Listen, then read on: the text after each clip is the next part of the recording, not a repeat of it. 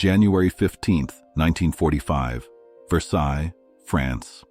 The war was almost won, and that was exactly why the room was dangerous. Outside Chef headquarters, winter hung over Europe like a held breath. The Battle of the Bulge was collapsing. German forces were retreating, bleeding, breaking.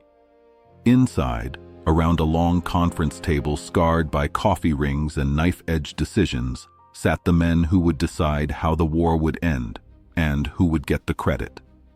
General Dwight D. Eisenhower sat at the head of the table, shoulders tight beneath his uniform, Supreme Allied Commander, the man holding together an alliance built on shared enemies and barely contained egos. To his right, Field Marshal Bernard Montgomery, immaculate as ever, posture straight, expression unreadable, the face of British professionalism. To his left, General Omar Bradley, calm, thoughtful, already sensing where this was going. And at the far end, leaning back in his chair like he owned the room, George S. Patton. Patton twirled a pencil between his fingers. He hadn't spoken yet. That worried Eisenhower more than if he had. Maps were spread across the table, Germany carved into sectors, arrows pointing east, red and blue lines overlapping like nerves. The question on everyone's mind was simple and explosive. Who would lead the final drive into Germany? Montgomery stood first. He didn't raise his voice. He never needed to. "Gentlemen," he said, smoothing a map with deliberate care, "the time has come to end this war decisively. A single concentrated thrust, unified command, no wasted effort, no duplication. The most efficient solution is for the 21st Army Group to lead the main assault." The room went still. Bradley shifted in his chair. Eisenhower closed his eyes for half a second. Patton stopped twirling the pencil. Montgomery continued, calm and assured. "A broad front advance has slowed us for months. It dilutes strength. It prolongs casualties. Concentration wins wars. History proves it." Bradley leaned forward. "Unified command," he said evenly, "meaning your command." Montgomery didn't flinch. Naturally, experience matters at this stage. That was when Eisenhower felt it, the pressure change, like air before a storm. Patton looked up. "Experience?" he said softly. Eisenhower felt his stomach tighten. Montgomery turned slightly, irritated but controlled. "Yes, General. Strategic experience. Professional command." Professional. The word hung there, heavy, loaded. Everyone in the room knew what it meant. Patton smiled. Not a friendly smile, the kind that meant something sharp was coming. "Professional," Patton repeated. "Like Market Garden?" Montgomery stiffened. "That operation," Montgomery replied coolly, "was a calculated risk undermined by circumstances." Patton leaned forward now, elbows on the table. "A professional operation that failed completely," he said. "Cost thousands of lives, achieved nothing. But sure, let's hand you the keys to the whole war. What could possibly go wrong?" A few American officers stared hard at the maps, fighting smiles. British officers looked as if someone had insulted their family name. "General Patton," Montgomery said coldly, "perhaps you should focus on your own conduct. I seem to recall your army running out of fuel due to reckless advances." Patton's voice sharpened. "I ran out of fuel because you got it all, for your failure. While I was at the German border, ready to end this war, you were planning operations that went nowhere." "Gentlemen," Eisenhower said quickly, "this is not productive." Patton ignored him. "You call advancing 400 miles in a month reckless," Patton said. "What do you call advancing 50 miles in 3 months?" Montgomery's jaw tightened. "At least my operations are properly planned." "My operations work," Patton shot back. "I took Bastogne in 48 hours while you were still planning your response. I crossed the Rhine before you even finished rehearsing." His voice was rising now. The pencil snapped in his hand. "I advance," Patton said. "You consolidate. I take risks. You make excuses." "Enough!" Eisenhower slammed his hand on the table. The sound cracked through the room. Both men fell silent, but only for a moment. Patton stood. He leaned across the table, eyes locked on Montgomery. "You want to know the difference between us?" he said quietly. "I win wars. You plan them. I move. You wait. I take risks. You hide behind caution. And you think that makes you professional." The room felt frozen. "Here's what's reckless," Patton continued, "giving you command of anything more important than a parade." You could hear breathing. Nothing else. British officers looked horrified. American officers stared straight ahead, jaws tight, eyes bright. Montgomery rose slowly, face pale with fury. "How dare you?" "I dare," Patton said flatly, "because someone has to tell the truth." Eisenhower rubbed his temples. "Tell me he didn't just say that," he whispered to his chief of staff. "I can't, sir," came the reply. "Because he did." And in that moment, on a January morning in Versailles, the Allied command nearly fractured, not under enemy fire, not from defeat, but from one man finally saying out loud what everyone else only whispered. And the war, though nearly won, suddenly became far more complicated. The explosion in Versailles did not come out of nowhere. It had been building for years, layer by layer, slight by slight, long before Patton leaned across that table and detonated the alliance's most fragile fault line. The rivalry began in Sicily, July 1943. The first time George Patton and Bernard Montgomery operated as equal commanders in the same campaign. On paper, it was simple.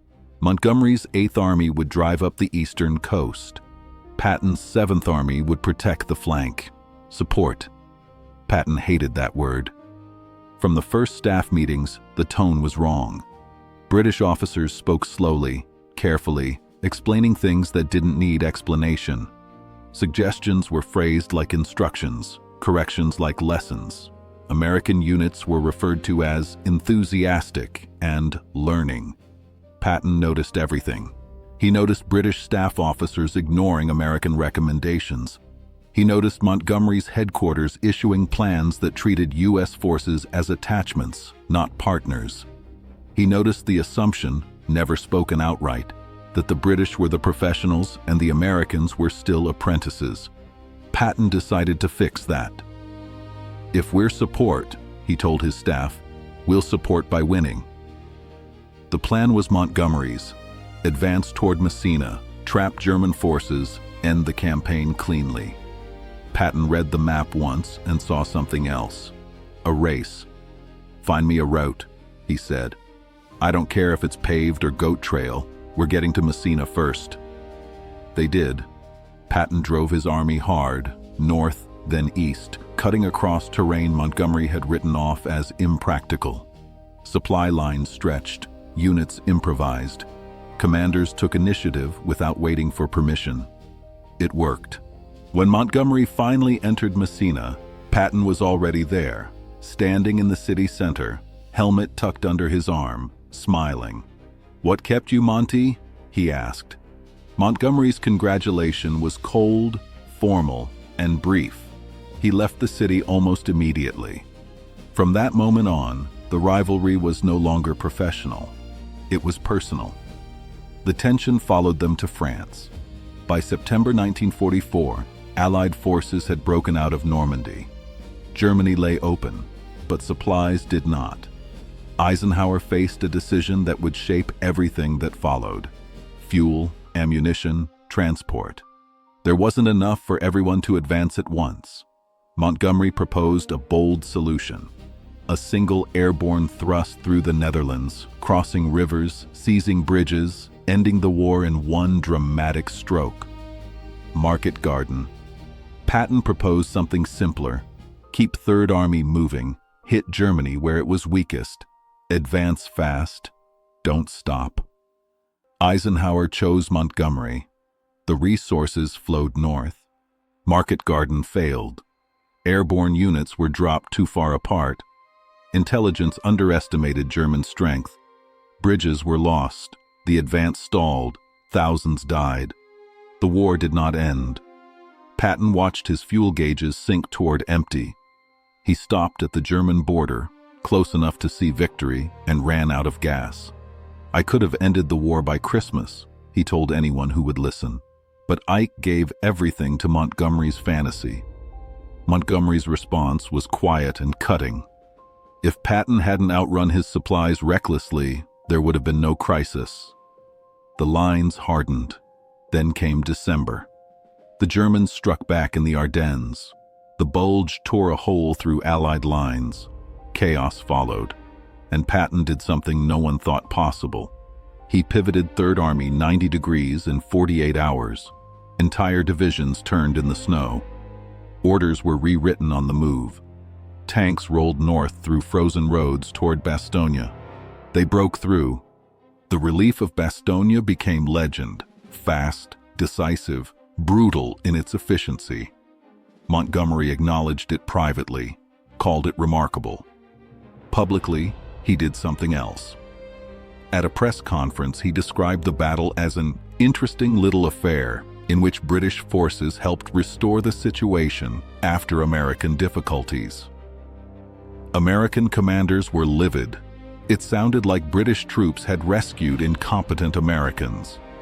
Patton was incandescent.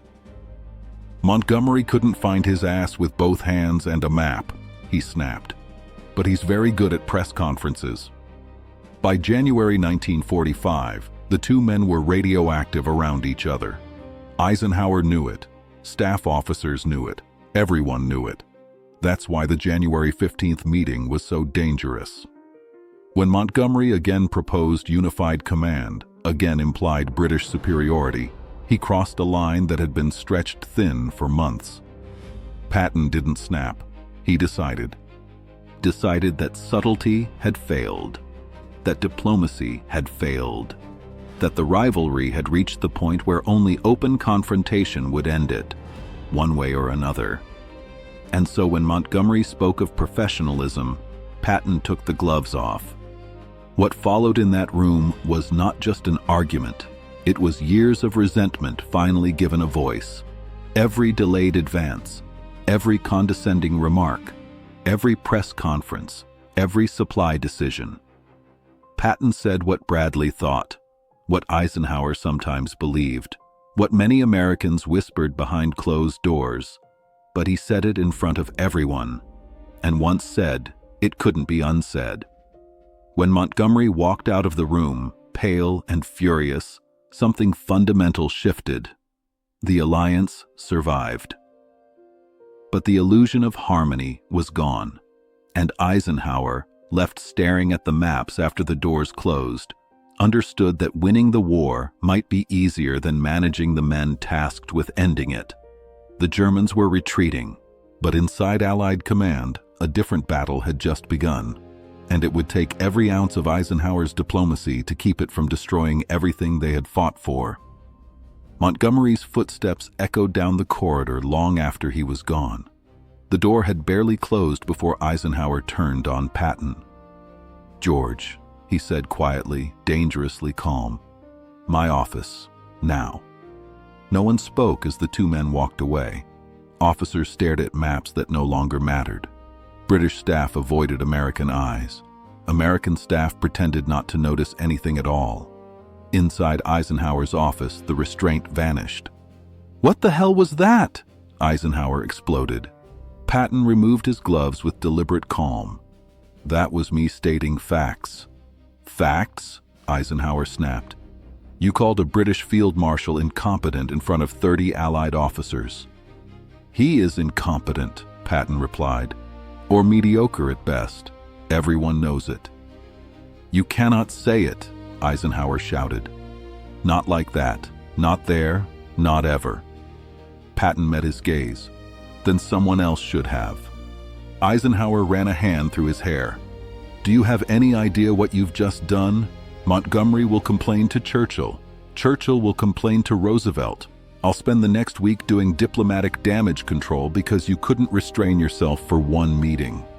"My temper was completely controlled," Patton said. "I meant every word." "That's worse," Eisenhower replied.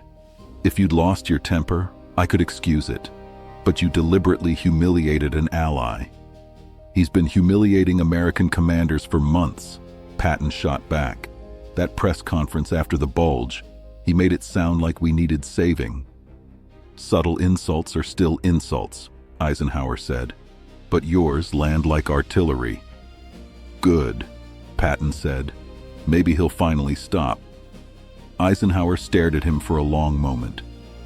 "Give me one reason," he said slowly, "why I shouldn't relieve you of command right now."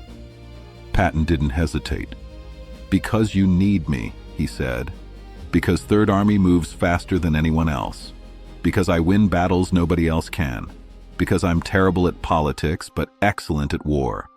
And because, whether you'll admit it or not, you know Montgomery shouldn't command this operation."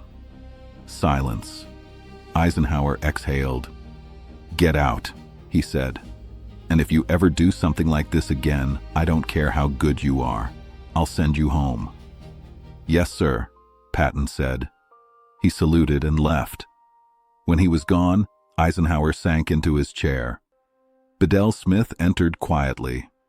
"Sir?" "Call Churchill," Eisenhower said. "I need to speak to him before Montgomery does." He already knew the call was coming. That evening, Montgomery rang London. "Prime Minister," he said stiffly, "I must protest in the strongest terms.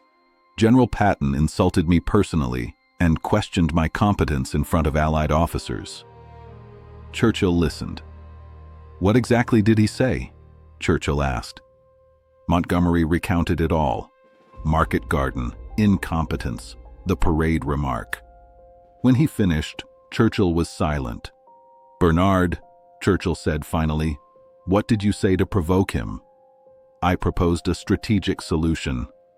"And implied American commanders were unprofessional." "I implied unified command was necessary." "Under you," Churchill corrected. "Yes." Churchill sighed. "You've been making that argument for months. Did you expect applause?" "I expected courtesy." "You received honesty," Churchill replied bluntly. "Crude honesty, perhaps, but honesty nonetheless." "You're taking Patton's side?" Montgomery demanded. "I'm taking reality's side," Churchill said. "Patton is impossible, but Market Garden failed. The facts do not change because we dislike the man stating them." Montgomery hung up furious. Minutes later, Churchill rang Eisenhower. "Ike," Churchill said, "I hear you had quite a meeting." "That's one way to put it. Between you and me," Churchill continued, "was anything Patton said actually untrue?" Eisenhower paused. "That pause answers the question," Churchill said. "I'll smooth things over, but Bernard has been provoking this for months. Eventually, someone was going to snap." "What do I do?"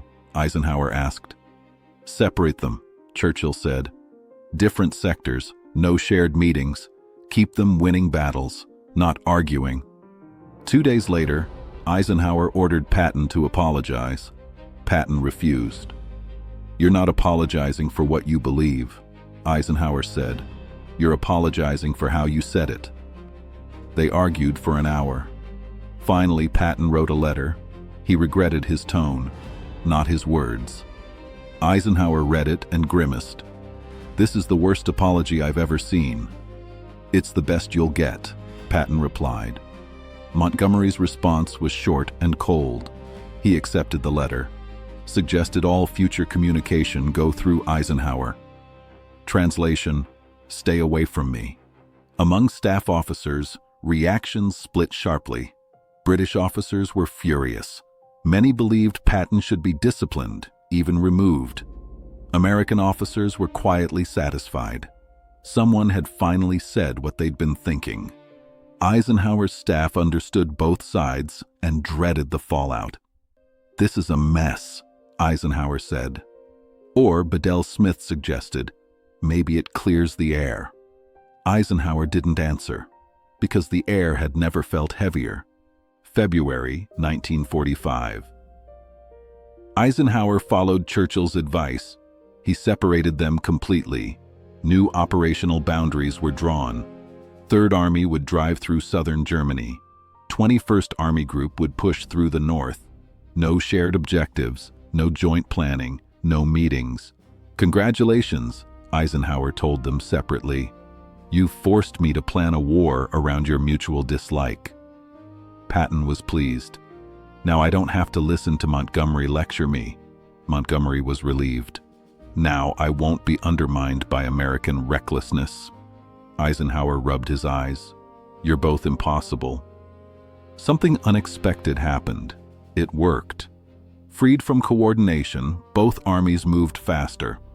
Patton's Third Army surged east like a released spring, crossing rivers before German commanders believed it possible, bypassing resistance, collapsing defenses through speed and shock. Montgomery advanced methodically through the north, deliberate and heavily prepared, grinding German forces down with overwhelming force. They never spoke. They never needed to. "They work better apart," Bradley observed. "Most incompatible people do," Eisenhower replied. In March, both men crossed the Rhine. Patton crossed first. March 22nd, Oppenheim, no fanfare, minimal preparation. He phoned Eisenhower afterward. "We're across the Rhine." 2 days later, Montgomery launched his massive, meticulously staged crossing. Airborne drops, artillery barrages, press coverage. Patton called Eisenhower again. "Just wanted you to know we crossed before Montgomery's operation," he said. "Not that it's a competition." "Oh, wait. Yes, it is. Montgomery was furious when he learned the truth. Churchill laughed when he heard it. "Well, Bernard," he said, "you did insist that unified command was more efficient." By April, the war was ending. Germany was collapsing. Berlin fell to the Soviets. Eisenhower turned his attention to something he had been dreading almost as much as victory: VE Day. Patton and Montgomery would both be required to attend.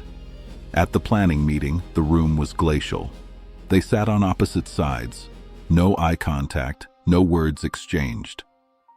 "I need professionalism," Eisenhower said firmly.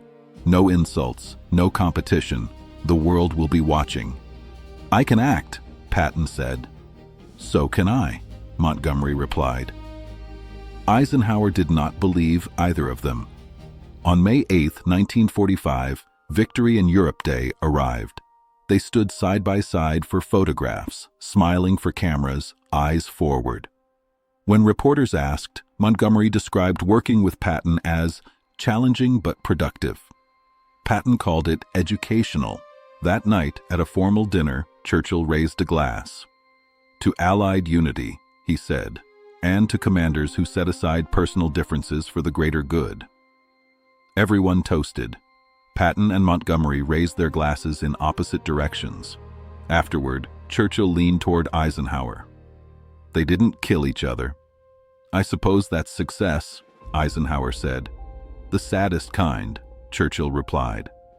After the war, the verdicts came. Churchill wrote that both men were brilliant in different ways: Patton fire and motion, Montgomery caution and calculation. Eisenhower admitted the confrontation was the lowest point of Allied command, but conceded that neither man was innocent. Bradley was more direct. "Patton was right about Montgomery," he wrote, "but he was right in the worst possible way." Historians agreed on one thing: Montgomery's proposal to command American armies was never realistic. Patton's criticism was harsh, but not entirely wrong. Market Garden failed. Montgomery's advances were slower. Patton's were faster, riskier, and often decisive. But truth alone was not enough. Diplomacy mattered. Alliances mattered. Words mattered. January 15, 1945 proved that wars are not only fought with bullets and tanks, but with egos, pride, and restraint. Patton had none of the last. Eisenhower had to manage all of it. "Tell me he didn't just say that," Eisenhower had whispered. But Patton always did say it, because that was who he was: brilliant, effective, necessary, impossible. The general who insulted a field marshal to his face and survived. Not because he was polite, not because he was right in how he spoke, but because in a war that demanded results above all else, he was too valuable to lose. And history remembers that truth: uncomfortable, undiplomatic, and undeniable.